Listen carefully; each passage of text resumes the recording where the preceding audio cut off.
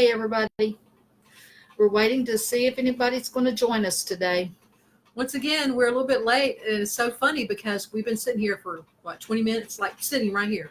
We've gotten our positions, like we hit our marks, so we're just sitting here for 20 minutes. And then once we decided to go live, it started prompting her to do all these weird things that we hadn't had to do before. So we got off in like a little internet rabbit hole. Yeah, it's still working. Okay, there's one person who's right. there too. Hey, everybody. Hello.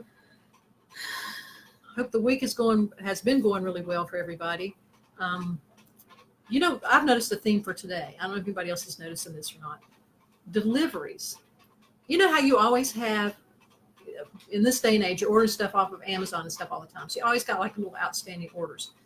Today, I've had 5 deliveries at my house. It's like every delivery truck you can imagine has been there, including UPS, FedEx, the postal, the mail carrier had to come down with a package, and then she left another one up at the mailbox. Everything came today, and I thought that must be significant in some way. I think the universe is saying to you that too, you're going to expect maybe a delivery of energy, of information, insight, and maybe to be prepared that some things that come to you will belong to you, and some things that come to you, and this is what it's supposed to be right here, are to go to other people. In other words, you may get messages that are not for you, but for other people that you might be sharing with today. That's my story, and I'm sticking to it. But I have to tell you, I have a delivery issue because it was my baby's birthday, and it was like I ordered a thingy, and it was not delivered to the proper place, and they were very good about it, though, and they sent a new one right back out. And after that happened, the neighbor shows up with the thingy that I had ordered. So there it was. So then I take it back to the place because they asked me just to take it to the store. Took it back to the store. They said, no, just keep it because it shows it's already been taken. So it's like, well, there's a delivery thing for me. So now, and it turned out the other thing, it's good to have 2, I guess. I mean, I tried to return it. It's not expensive. It's just, but it was just funny. Crazy. I tried to do right, but so maybe my lesson is I will get missed deliveries, but it will turn out to be okay. And that kind of goes along with that vlog I was going to do later. That I was telling you I was going to do a vlog, or maybe I'll just do it on here. I don't know what I'm going to do. I never know what I'm going to do. She plans, in case you people will need to know this. She plans. She is the one that makes the notes. And most of it goes right out that window as soon as we sit down. Well, that's me. I cannot stick to a plan because the work I do is really, I have a guideline, let's say, but the work I do is not really plannable because I think I am just allowing spirit to move through me, or just whatever thought happens to be in my head at any given moment. I don't know, but I can't stick with a plan, but I can come up with all grades of ideas. I send them to her because she can flesh them out and make sense of them. I don't know about that. But it looks like we got a pretty good crowd built in now, and I've seen everybody with their hellos. Everybody. And so hello, Rhonda and Kelly, and I saw Pat and Neen and a whole bunch of people before that. So, yeah, I'm really tickled that y'all join us. I really am. I got to tell y'all, right after we stopped the live stream last week, the weirdest thing happened before we even got up. Angela did this weird, an unintended remote viewing thing. It's like all of a sudden she said, I'm on the dark side of the moon. Why am I on the dark side of the moon? Why are they showing me this? Do you remember that? Yeah, these are things I like to keep secret from those people who don't know me that well. I didn't remember till you reminded me, and then I did remember. And I don't know what that was about. Sometimes I do get strange things happen, and I just felt like I was literally on the moon. I knew it was the dark side of the moon, even though I could see. So there had to be some artificial light, or maybe I was at the edge. Maybe it's at the edge because I can see, but I know it's dark. It's dark, and yet I can see. So it must be in that middle place. I don't know, because it's just a vision. It's not real. But on the other hand, maybe I'm tapping into somebody else's energy who's been there, from there. Maybe maybe someone took me there in spirit to show me where they're from. I'm going to go with that one. I don't like to question things too much. I should, but I don't, because I feel like the more I question things, the less valid they become to me. It's like I don't want to hear myself explain something too much because it takes away the magic Well, and it can That makes no sense. it can interfere with that channel too, I would think, because Well, your conscious mind starts to Once get I in there. start interrupting that strangeness, there it is. But yeah, I did remember that, and it was weird. And I did something like that for somebody this week. Every now and then I'll do a session and tap into something or other. I was tapped into some poor girl who had been murdered and or suicide, whatever it was. Anyway,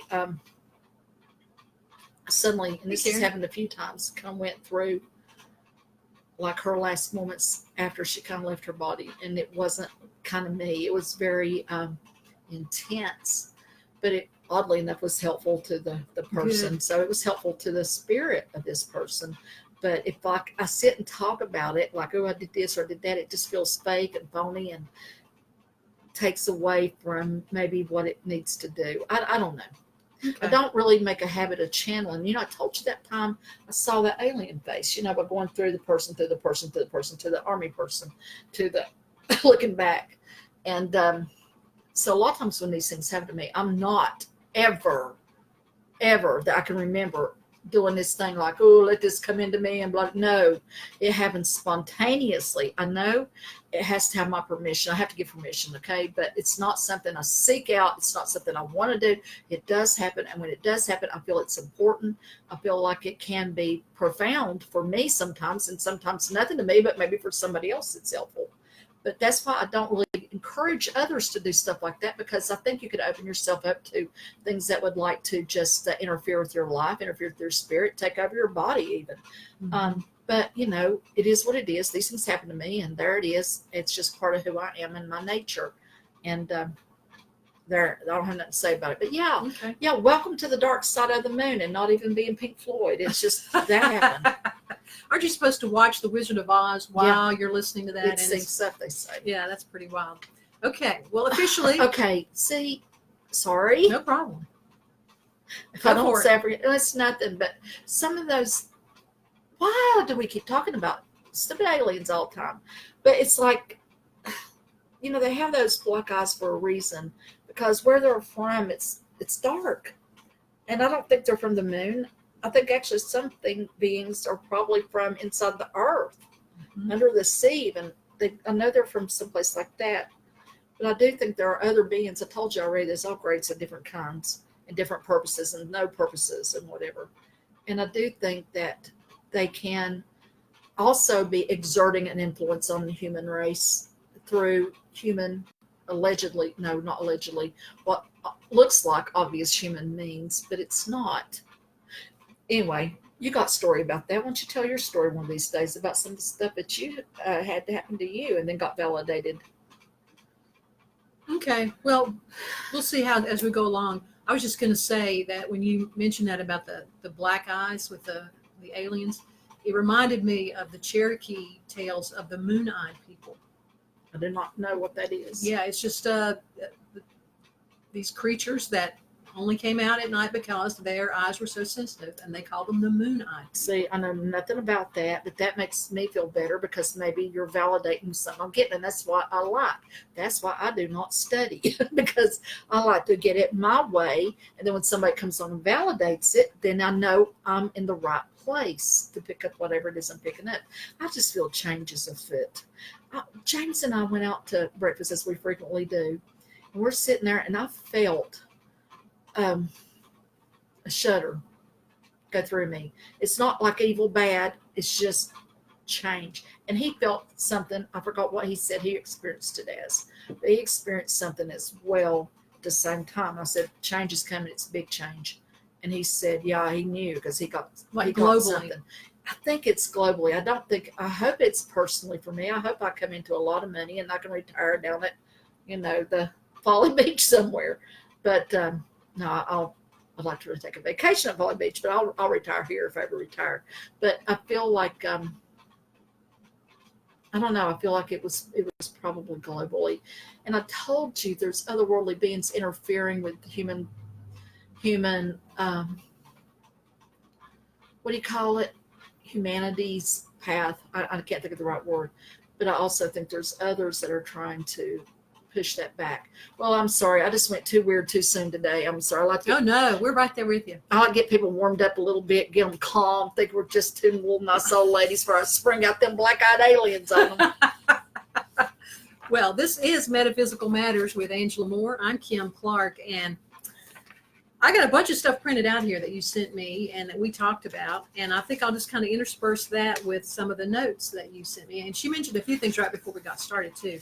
But the first thing I wanted to bring up was this was last week. 8 earthquakes strike in western North Carolina within 1 week. And most of this was around Cherokee, which I found really, really interesting. The strongest one was a magnitude. Listen to this. Numbers that fascinate me, too.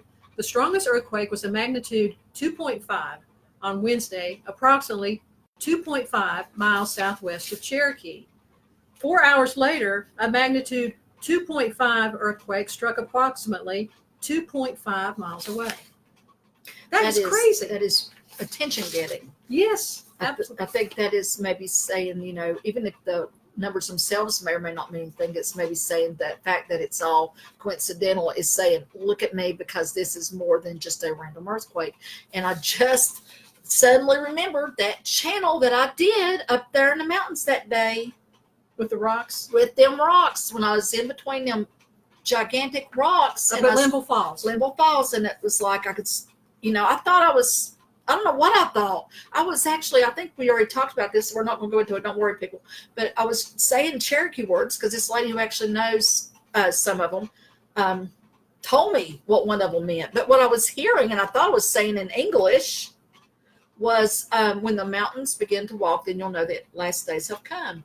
Now you say that about Cherokee, and I just got that surge. I'm not worried about it. We're going to live forever. Nobody be afraid. We're all going to die, Kim. But, hey, Brandy. So, yeah. So what do you feel about that? I don't know. I got a surge when you said that. That's all I'm going to tell you. I got a surge that it's significant, wanting to get some people's attention, people who are paying attention to such things as coincidental things, because I believe that sometimes coincidences are just coincidences, but sometimes they're not.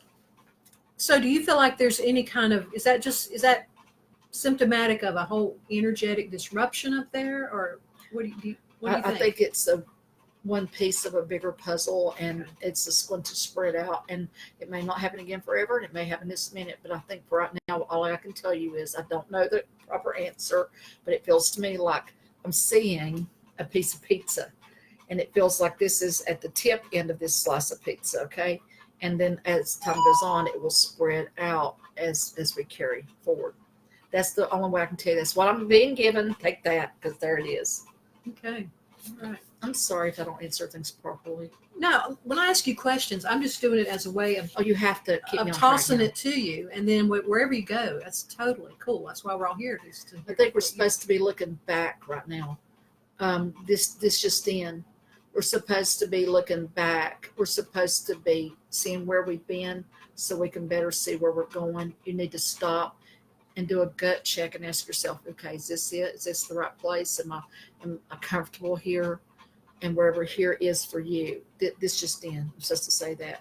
And then expect changes. Moving is going to be likely for a lot of people. If not moving, looking back to see where you maybe used to be. Where were you happiest? Where was it good for you, and where is it going to be good in the future? We're supposed to be thinking about where we're going to be physically, your physical locale, and it's not just it's for everybody. I'm supposed to say this. It doesn't mean everybody's going to move. It means everybody may need to do a gut check to see, is this it? And remember, whenever you go through a major change, you'll go through withdrawal, confusion, and enlightenments. Don't freak out if you feel confused. Your higher self or your unconscious mind is just working faster than your consciousness to keep up. I've told you that before. But I don't know. I wasn't planning on saying any of this, but evidently I'm supposed to. Okay. I got to tell you, okay, I'm sorry. I'm going to vlog this later, so you don't have to watch the vlog. I got to say something. Sometimes we're on a path and we don't know we're on a path. We're searching, and we can't find where we think we're supposed to be. Okay, well, I watch SpongeBob, as you know. I also watch Penguins of Madagascar. I'll get it in a minute. And they wanted to find Roger the alligator a home. So they thought about the zoo. They thought the zoo overlords will never allow us. They'll notice an alligator. So they tried to hide him. They moved him over here. Didn't work out. Moved him over here. It's actually causing all grades of disruption and scary stuff happening because of what they were doing, trying to help him, right? And in the end, they finally thought they had rescued him and got him, he was in a truck. They did all this amazing stuff. Then they arrived at, he says, where are we? Where are they going to put this animal? And he said, oh, he's at the zoo. He's at home with us. That's how it is sometimes in life. We're on our path. We're actually fine. We're doing we don't have to work so hard. But, we try so hard to manipulate this path. We try so hard to change it or go barreling ahead at what we think is what's best for us. We don't do maybe what is best for us. We just keep barreling on, and we cause all grades of trouble around us and everything else because we're so busy mixing it up, when actually we were on our path the whole time, and we didn't have to do all that. We were actually okay. The universe had us. He had us. And in the end, here I arrive. What I'm also trying to say is we all have certain points of destinies. Maybe there's 1,000 different roads that lead us to these points of destiny. Maybe Roger's going to end up to that zoo. It did not matter what happened. He was going to end up there. But maybe there was 1,000 ways to get there. Maybe he could have just laid out in the road and somebody picked him up and carried him.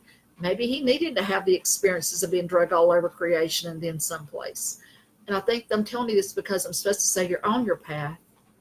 Somebody I'm talking to now, you're on your path. Don't make life harder than it has to be. You're going to end up where you need to end up. You need to trust your process. Okay, now I'm done. We can turn this off now. Oh, no, we're just getting started. Kelly says she's totally feeling what you're saying. And would say, hey, to Laura Blackley, who just joined us, a whole bunch of other people. It's so nice to have all of you here in the kitchen with us. One movie that I would recommend if you wanted to explore this theme of being on your path and maybe taking different routes to get to the same place is Sliding Doors. Do you remember that movie? That. That is a good movie. Great movie. It explores this whole concept really, really well. One of the notes that you sent me this week was it was a reminder of something you told me a long time ago when I first came to see you.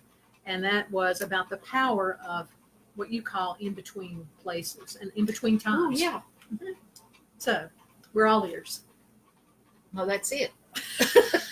Okay, then. All right. Like, here's the in-between. That is a place where you're kind of powerful, psychically powerful, you might say. What is an in-between place? When you're neither here nor there, such as my deck. I used to be, this deck, probably everybody's deck in a way, because you're not on the ground, you're above it, you're not in the air because you're resting on something. The beach is, to me, the most in-between place ever. You're not part of the ocean, but yet you're really not part of the land because you're kind of in the surf, you know what I'm saying? So places like that where you're not really there, but you're there. So, that is a place where a lot sleep time, you're in an in-between place when you're not quite asleep, but you're almost asleep. That's another in-between place or time, you might say. So yeah, that's a really good place. And to think maybe about like camping for some people. You're outdoors, but if you're in a tent, you're kind of indoors. You know what I'm saying? So in between places. And that's a place where I think that you can be more receptive, you might say, to that which is magic or not. I don't know. Is that a good place and time to put out some energy to manifest? I think it is, but I've told you before, and I'll tell you again, when you need something to happen in your life, sometimes, you don't have to worry about it. It's going to happen anyway, but sometimes, you need to kind of get in that in-between place. Like I've told you before, like when a kid is playing and they're really into whatever they're playing, like they're in their little cars or whatever, and it's like they are not here. They are in the zone in their play. That's the kind of place you want to get to be psychically powerful to manifest. But you can't do it like this. You kind of got to do it like this. And one of the best times to do it is like in a daydreamy kind of state, in an imaginary kind of state. Maybe we should talk next time about how to do a thing, what do you call it, a guided meditation kind of thingy that you can do for yourself, where you can actually step into another realm inside your mind or whatever, where you can go into this place. We probably already did this actually on a previous show. I can't remember. Not really. But, basically it's just about taking advantage of a natural place when you're almost asleep, but not quite. Another, like I said, in between place where you can kind of imagine what you wish. But I tell you what I do. I always ask for guidance because I don't want to wish for something that's not good for me. You know, I told you the story. I'm going to tell you again. When I was a little kid, my papa had the most yummy thing ever that he used to put in his mouth and enjoy greatly. I'm sure it's chocolate, and I'm a chocolate fiend. So I think I know where this is going. yeah, I needed it. And so I begged and I pleaded, and finally he broke down and gave me some, and it was tobacco. It was not chocolate, and it was not good. And, you know, that's when I learned sometimes you keep asking for something. You might get it, but it may not be what's best for you. Even if it's not best for you, it could still be a good learning experience. I learned I could not trust Papa to give me something good at that point in time, but I did it to myself, wouldn't leave him alone. Although I found out later that he actually did that on purpose to his grandsons, but he didn't do it on purpose to me. Well, he did it on purpose to me, but he did it because I wouldn't leave him alone about it. But anyway, the thing is, be careful what you ask for. You might get it. And sometimes you need to ask your higher self, you know, show me what to ask for. And I've done said this before, but, you know, God puts a desire in our heart, I think. He creates sometimes a desire so that we pursue that. And that way we accomplish what we came here to accomplish. But you got to be careful with that, because some people will say, well, I desire this married man, for example, and I'm going to chase him down or whatever. And you know that ain't coming from a higher place. So, but emotions and chemistry can color a person's mind, you know. But often the desire we have, I desire, for example, to help others. I'm just some hillbilly on the side of the road. What am I doing helping anybody? I cannot figure out how I've got away with this for 27 years, you know? Come on. I'm wildly surprised when people show back up here after one time. I honestly am amazed that they come back. But the thing is, I desire to do it. Evidently, it's right, because I wouldn't still be doing it, at least until today, at least until the feds knock. I don't know why the feds would knock, but I always think they're going to. Well, you're really good at what you do, and you've helped more people than most of us ever will. And Fake sockets. oh, that's right. You want to do that now? Yeah, I Okay. actually sent her that. Go ahead. Yeah, we wanted to talk about people who do what Angela does, but not coming from a good place. In other words, fake psychics, shysters. Or, How to yeah. spot them, how to First of all, avoid if you that. go to somebody and they're going to, I have heard stories, and I cannot believe what I've had people tell me. And I get enraged because, you know, psychics are already thought very poorly of. And I hate it all the heck. You know, back in a time, you know, gone by, I think it was a little bit different. We had what I found Papa would call special people. And I strive to live up to that, okay? But there are You do. people that take advantage of vulnerable people. You know, like, I can take this curse off your family. You don't have a curse on your family, okay? Stop it, whoever's thinking you do. You know, they want to take this curse off your family. Or go, this pay them a bunch of money. Or, you know, and sometimes people believe maybe so deeply that the psychic can do it, so they feel better, and maybe their better energy does make them feel better, you know. But that's why, you know, you don't. I had somebody, Kim, I swear to goodness, if this don't make me so mad I could spit, tell somebody that her son who had passed away was in hell, and for $1,200 they could pray him out. Every time I think about that, and you know, I've had people who have been to college come and ask me about something some so-called special person said, and it's like, first of all, if there's a bunch of money attached to it, you need to be, psychic needs to eat. Okay, I don't charge, and I have a lot of people, believe me, that have never paid me 1 cent. I've had other people, thank you, Lord, have been generous. Thank you.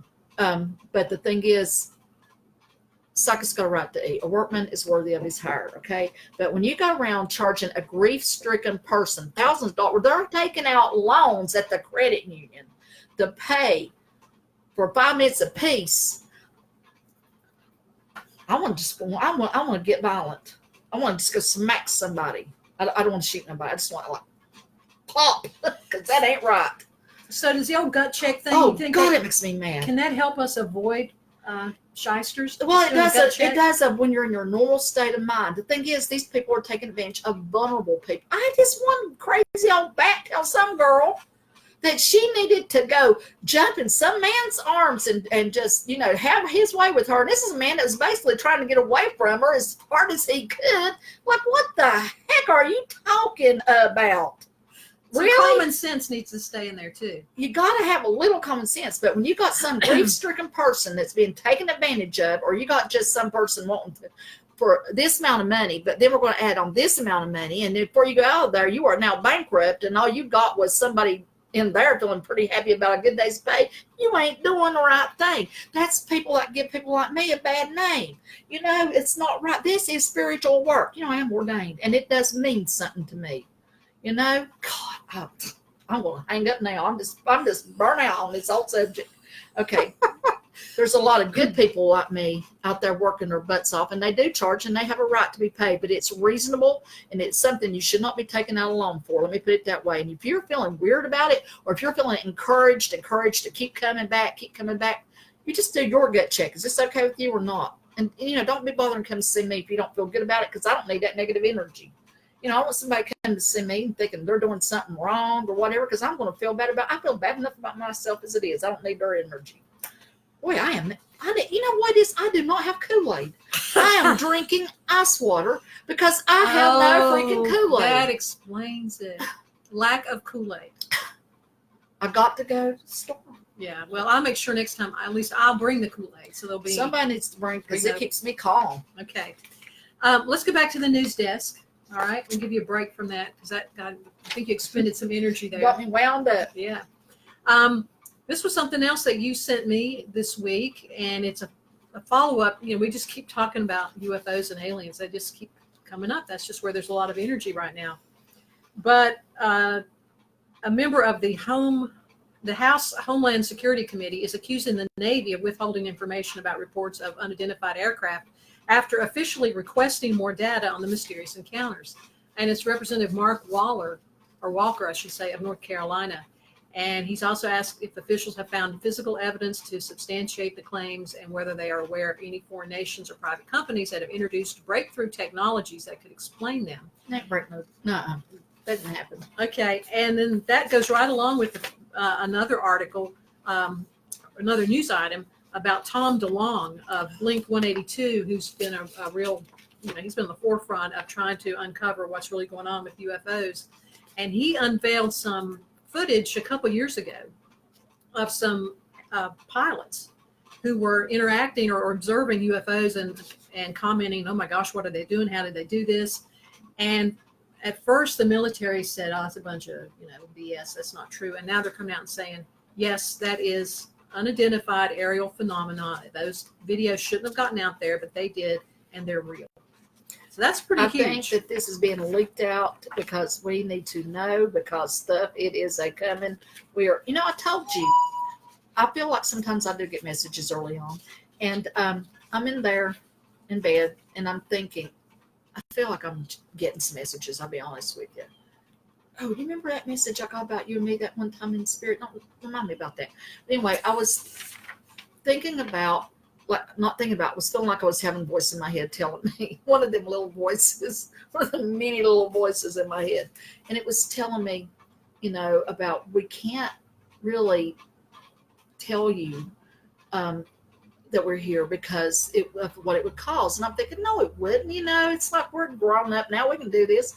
Well, anyway, I woke up, I must have went back to sleep, because then I'm waking up thinking, like I'm thinking I'm awake, okay? And I'm thinking, they're here. I can look out the window and I will see their ship over that mountain, because for some reason I fully expect to see this, okay, on a regular basis. I fully expect it. But anyway, I'm thinking it's like I'm getting an image of like this gigantic saucer type thing hovering out there. And I felt such panic. And I mean, utter panic. And it was complete panic. And then it quit. Then I heard, now you see why we don't show you. And it was like, oh, because here I am, miss, I'm ready for it, And when they showed me that, obviously I wasn't ready for it. So I think that they're right. God, what am I talking about here? I'm not their envoy. I don't even know. Everybody racist. Come back. Come on. Keep going. That's it. I don't have nothing else. I'm chilling for aliens. I don't know what you're talking about. But anyway, that was a message. You can have that if you want it. But I do think that there will come a time we're going to be looking up and seeing some stuff, and it's going to be more and more and more and more and more. And, when they shut down those nuclear bombs things, those exercises, which you can look it up, that happened. You know what I'm talking about, don't you? There's people that don't know. There were people down here that do the things to launch the bombs, right? They're underground. There was something seen. Lights come down. The gateman is telling the people down there, this thing is up here. And then every single thing got shut down. Mm-hmm. And it's not possible to do that by a malfunction, okay? Then it got turned back on. And I believe it happened in some other places as well. The thing is, I think they're saying, don't even bother trying to bother us because we got this. We are so beyond anything that we're doing, here. I think that was just a nice little demonstration of power and, pleasant little thing. I don't know that they would intervene with us. I think they'll let us blow ourselves smithereens. They might be here to observe. They might be eating popcorn while we go up in flames. Probably so. But I also think that they're saying, don't attack us. Well, and I have read in different places that there are some things that we can do here, like nuclear war, that can actually wreak havoc in other parts of the universe. And so it is in their best interest to shut us down on that front. They could have shut us down a long time ago if they wanted to, but I don't know. But yeah, I've done told like in the Middle Ages, nobody could believe that something you can't see, a germ, could make you totally, your whole community die of the Black Plague. Okay, that was inconceivable. And, a germ would be like, I guess, Earth in relation to other parts of the universe. So, yeah, I think we could infect. And I do think that we may be under quarantine. I think a lot of things. I think I could think a lot more if I could get over myself, but I can't. I also told you that they walk around. You'll see them just like, the lines on a highway. You'll see them. You can be quiet and you can look, or you won't. Oh, that's interesting. Maybe that's just me. Karen, thank you for that link. I'm definitely going to look into that. I just there's a couple notes I made as you were talking. I think most of us know about the WikiLeaks emails that were dumped a few years ago. And one of the emails that were in there was from the astronaut Edgar Mitchell to John Podesta. Yep. And he said, one of the things he said was, as you know, there are off-planet, I can't remember if he said ETs or what the term was, and he said that will not allow us to detonate a nuclear weapon or something along those lines. But it was referenced. They were here before. We did it before. We killed a whole generation. We killed millions of people in Japan. Why didn't they stop it then? I don't know. I don't know. Maybe they want us to go any farther, and maybe that explosion started something. They're like, we can't let them do that again. I don't know. That's just all conjecture. But I also wanted to tell you something else. You said they're here. I don't know if I ever told you this. Something my mother told me a long time ago. We used to talk about, my mom and I used to talk about aliens and stuff. And she said she woke up one morning and there was a flash at the window, the bedroom window. And when she woke up, she had the flash of understanding. They're not out there. They're already here. And at this point, my mother's like in her 70s. And this they've been here. Yeah. They've been here, and they're under the ocean. I've had a vision of them coming up out of the ocean, actually near Myrtle Beach, and I'm not taking it back. And then not too long ago, somebody actually that knows about things was saying something about that general area as well. So, I don't know. Something's going to hit the fan one day. I hope I'm alive to see it, unless it hurts, and that I'd rather not be. I think most of us will be alive to see it because it seems like it's getting pretty close. And you'd also sent me a thing, Dan Aykroyd has been somebody who said that he totally believes in UFOs for a long, long time, even back when people would horse laugh you for even saying that. He's been right there, and he's given a new interview where he's, doubling down. And I thought this was really interesting to us here in McDowell County because of our association with Bigfoot now, that Aykroyd in the same interview it was on the Joe Rogan podcast, the Joe Rogan Experience. He said he is 100% believing in Bigfoot as well. Mm-hmm. But, his dad was like a ghost hunter. Right. And by the way, if I could ever choose a fantasy client, Be Dan Dan Aykroyd? Aykroyd. So if any of you are friends with him, like I'm sure that's the case, somebody's going to call him over now. Call him up right now. His Tell him. agent is on here right I now. love him. I actually love what he talks about in this stuff. I mean, I just feel like I want to be his new best friend. Is that too much to ask? I mean, I'm a good person. I just want to be best friends with Dan Aykroyd. Actually, I just want to have a conversation with him because I just think that he is so right on his perception of otherworldly things. And I'd suggest if you're interested in stuff like that, you look it up. There's a video with him too. What's the name of it? I don't know. Look it up. Just Google Dan Aykroyd video UFO. You'll get it. But it's really interesting. I thought this, and this is deep in that article about Dan Aykroyd. I thought this was an interesting little story. In 1987, Dan Aykroyd was sleeping in bed with his wife, and he bolted upright at 3 a.m. and screamed, "I got to go outside. I got to go outside. They're calling me. They're calling me. They want me to see. They want me to see." His wife convinced him to just stay in the bed and go back to sleep.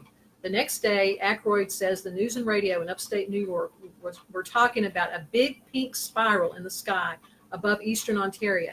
The media and the government said the pink spiral was a Chinese rocket, which most people poo-pooed. But if he had gone outside, he would have seen it. I heard in an interview one time he actually said he wanted to, but he was afraid, so he allowed his wife to talk about it. And probably, if he was ready, he would have done it. He wasn't ready. I think if it ever happened again, he would do it. But I think I don't know. I just think there's a lot. I think worlds might collide, and I think that we're maybe being prepped for it. The end. Okay. People, we actually have a life beyond aliens. It's just, I don't know what the heck.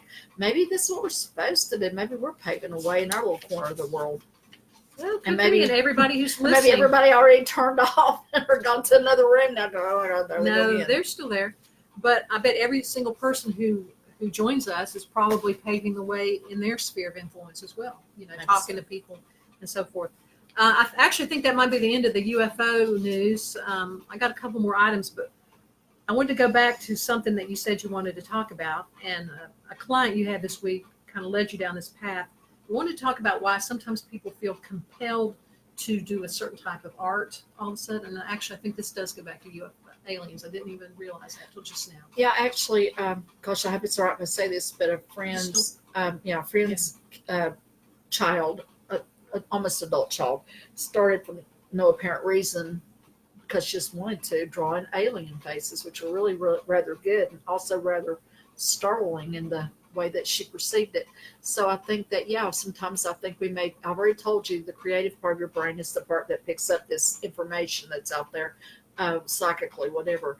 And I do think that it, maybe she's feeling some stuff and this is her way of expressing something that's hidden in the back of her mind.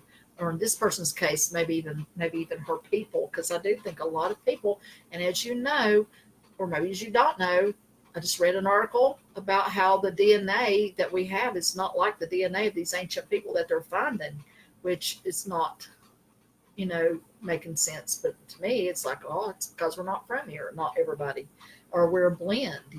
We're a little bit of maybe something that's not totally earthbound. Mm-hmm. Yeah, I would second that for sure. I've told you about this. It's kind of a compulsion I have sometimes, and it comes and goes, but sometimes I find myself doing it a lot. And that is, if I'm just kind of idle, I will continue to draw this shape on my palm. It's not a T. It's more like I don't know, almost looks like an old-timey aerial antenna, but I would just sit and draw it over and over in my palm. That is very interesting. And I don't know what you're doing there. You may be doing some symbol that is meaningful to some place that is in your DNA. I don't know, but I think it's very interesting. And I'm thinking of that movie about Close Encounters. Everybody's making the mashed potato thing here because they're being led to go to a certain place. So maybe we're being spoken to by our higher power or by other worldly beings, whatever, and symbols, because we can get those. I'm just looking at what Beth was writing there. I've been told that the Walking Dead series is actually a how-to for the public. I guess how to survive a alien type invasion. I just saw the original movie, and that thought occurred to me too. It's like, the original movie, it kind of made sense because I hate zombies. I really I cannot cope with it. It just freaks me out. But the whole time I'm watching, because I did have to go to the theater and see it. And you went by yourself, right? I did, but then Shannon, she might be on here. I haven't seen her today. She ended up joining me. So I was really glad because it was the little theater, middle of the day, and there was nobody there. It was just the two of us. So I was really glad because it freaks me out. But I kept thinking, yeah, these were freshly dead people, number one.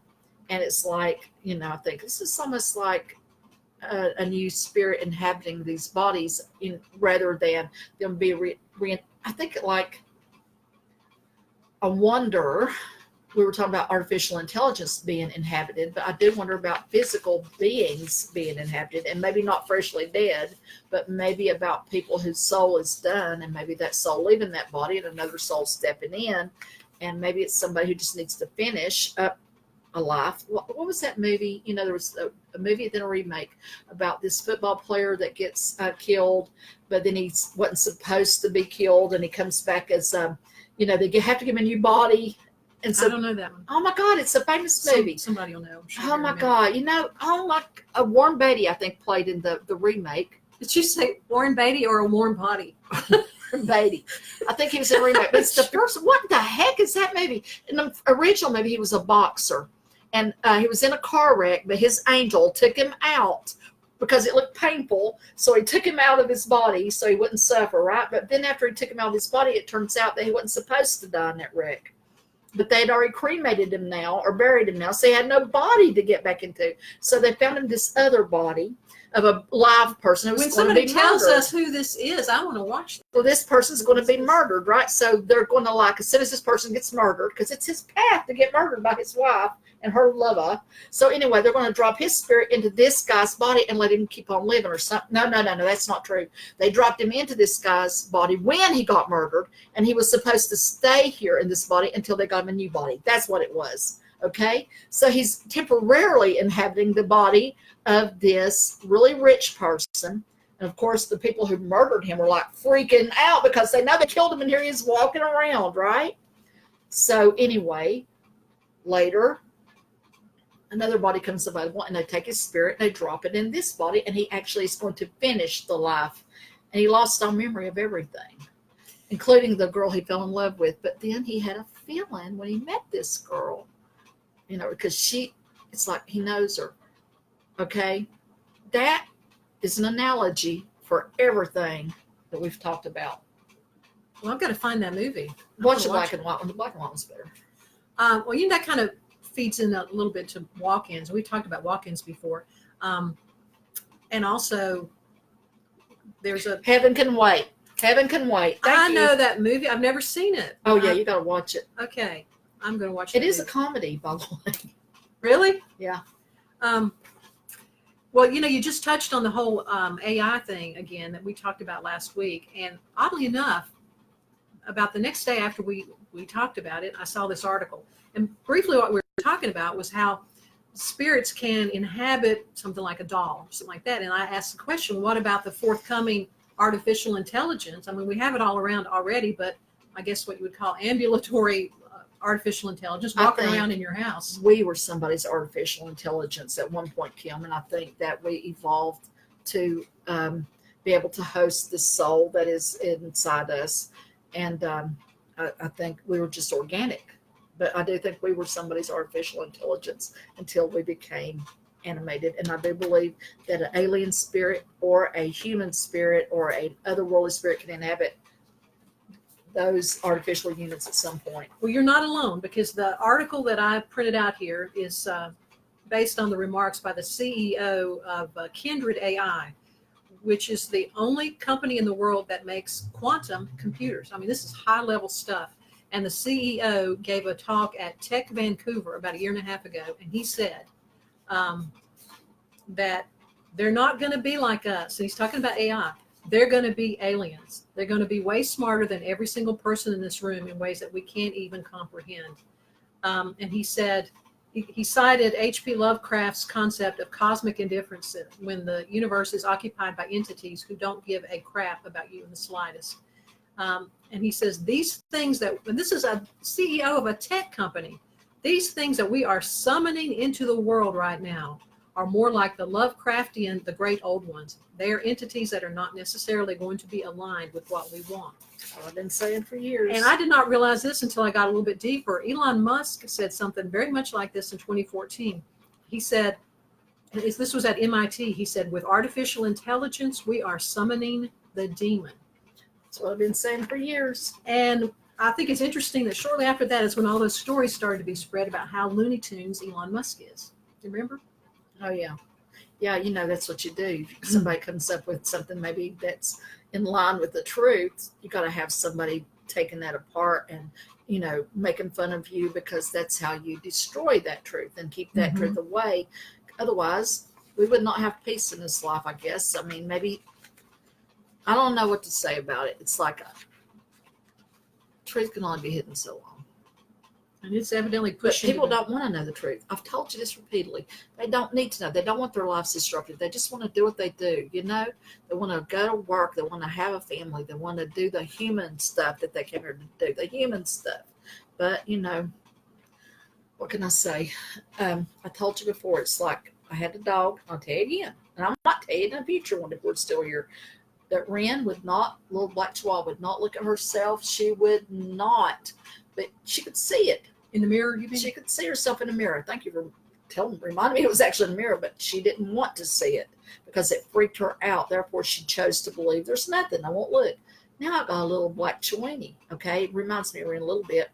So she's actually very sweet and opposite Wren, but whatever. Anyway, she sees herself in the mirror and she barks at it. She's not letting it get by with nothing. She's giving it what for. Of course, it's giving her what for right back. But she is really, really, I'm on it. I am on it, Mama. There's something there, and I'm not letting it come out of that mirror.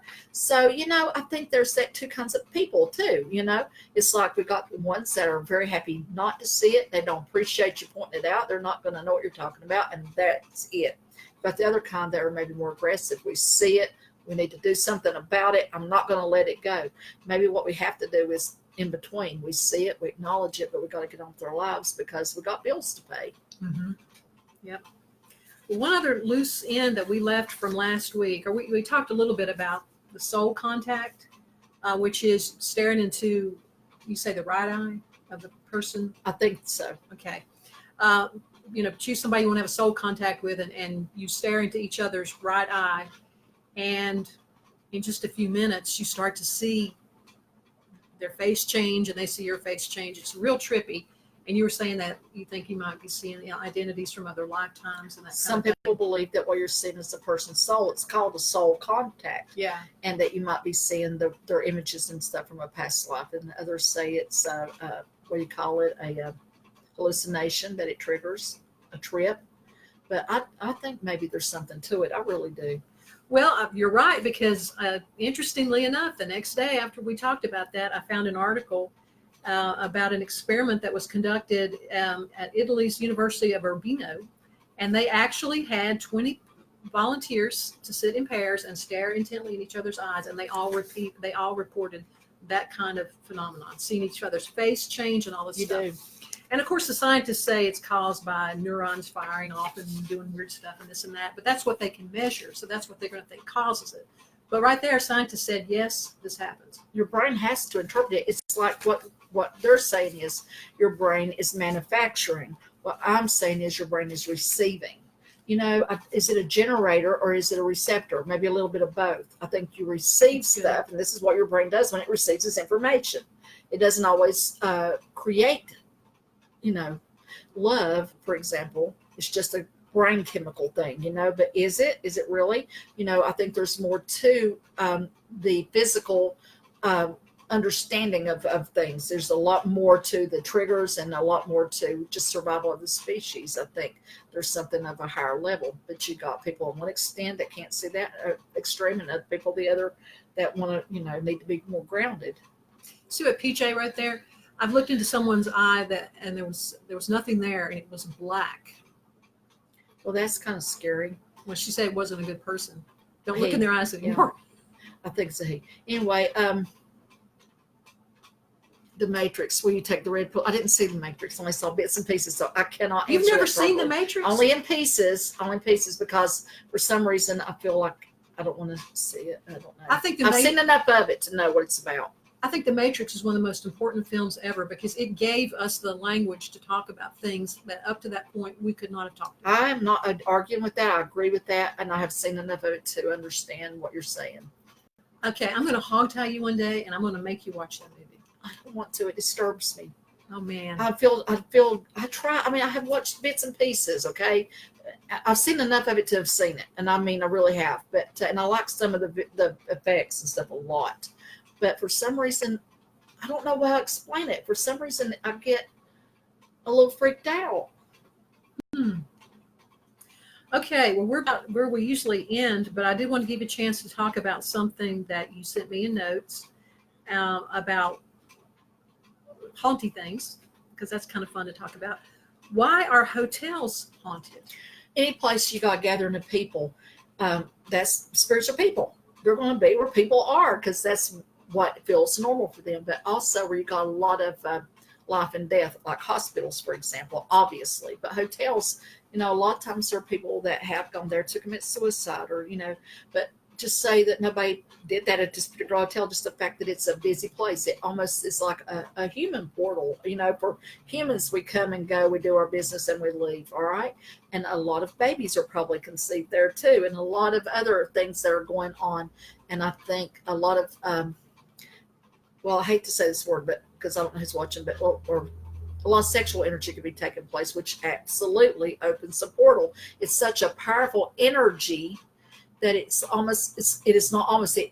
energy that opens the portal and can reach through and take a soul and pull it back into this world, So that's a powerful, powerful energy. So you've got all these things that are going on. And like I said, just simply the fact that where you got a lot of people, you're going to have a lot of stuff.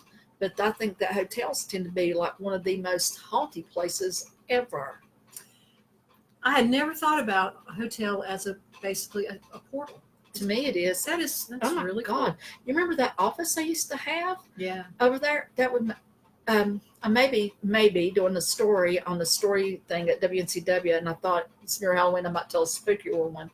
And we could tell that story for sure. Yeah. About, we heard, it was a hotel. It's an old motor court on East Court Street. And it was known to be haunted. And it was a nature's cupboard too afterwards. And I had a little office up above. And we both heard somebody walking up the steps and whistling loudly. And the dog going there. And oh my God. And that was the hotel. And I think a man had died of alcohol poisoning in there, I believe. Somebody actually researched it. Yeah, there was a death there. I'm sure there's probably me, really. And even though the person that died, in some cases, may not be the one haunting it at all, they may be the one that opened the portal to allow more things to happen. Oh, boy, that's something. That's interesting. Is it, Kim? Is it interesting? Because you did not really say he said that so matter-of-factly. No, it is. Actually, I'll tell you what I was doing. I was second guessing what I was going to say, because I noticed when I watched myself the other day that I kept saying that's interesting. I thought, I'm not going to say that as much this time. So when I started to say interesting, the censor came in and said, think of another word. I'm thinking, she doesn't think this is interesting at all. I couldn't think of anything else. So it was very interesting, and there it is. That's the perfect word. What's wrong with that word? Well, I just was trying to spice it up a little bit. And I'm so pleased I see people that I know actually popping up. It makes me so happy. It is a strange world, Joanne. Boy, that is an understatement. And remember, y'all can watch this later on Facebook, but you can also watch it on my website or on my YouTube site, just AngelaFayeMoore.com. Okay, well, we've actually made it through all of our stuff. Look at all these papers I brought. We got through all of that. I can't believe to me, this goes by so quick. Yeah. You have anything else to tell us? No, Funny story or anything? No. I will post it if I get anything new that happens. I'm just getting to be a mean old lady lately, I think. I'm kind of appalled at myself. Next week, definitely bringing some Kool-Aid. Yeah, let's do that. And start calling this bring some hormones. The Kool-Aid Club. There you go. Thank you so much. And now I'm going to do my usual attempt at ending this. This is the funniest part of watching the video again, because you see how many times when Angela's going, okay, now. Okay, we will see. Goodbye, and hopefully I'll get this to end. We'll see. It never ends when I tell it to. Okay, here we go.